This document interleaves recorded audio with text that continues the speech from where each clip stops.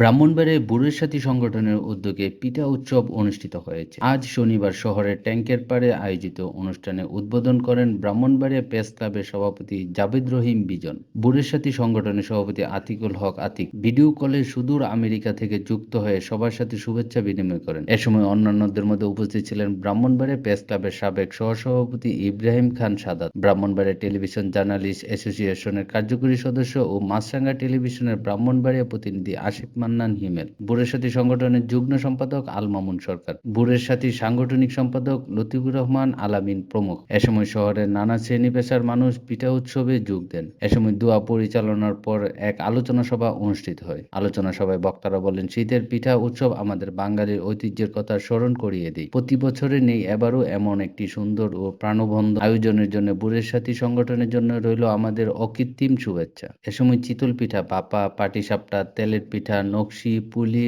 পাকন সহ নানাবিধি পিঠার স্থান পায় তালিকায়।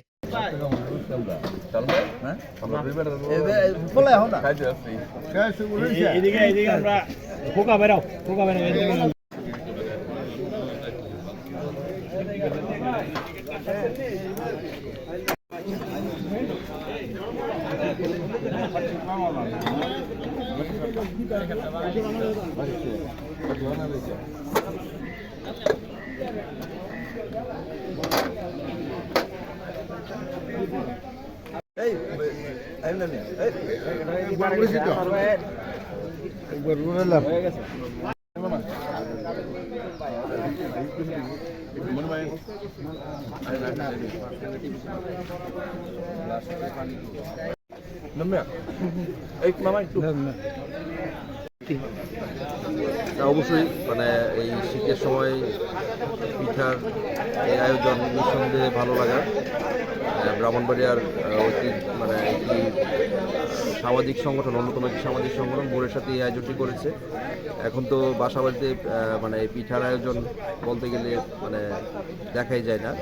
সেই কারণে এই যে শহরের বিশিষ্ট লোকজনকে একত্রিত করে এবং বুড়ের সাথে সদস্যদেরকে একত্রিত করে এই যে পিঠা খাওয়ার বাৎসরিক আয়োজন, আমি মনে করি এটি একটি ঐতিহ্যকেই ওরা লালন করছে।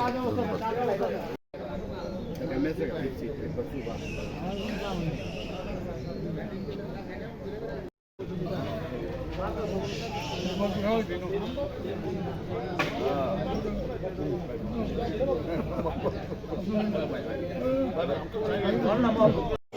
লাল জ্যাকেট থাকবে, লালের পাশে সাদা আছে, আমার দেখা যাবে সব লাল লাগা।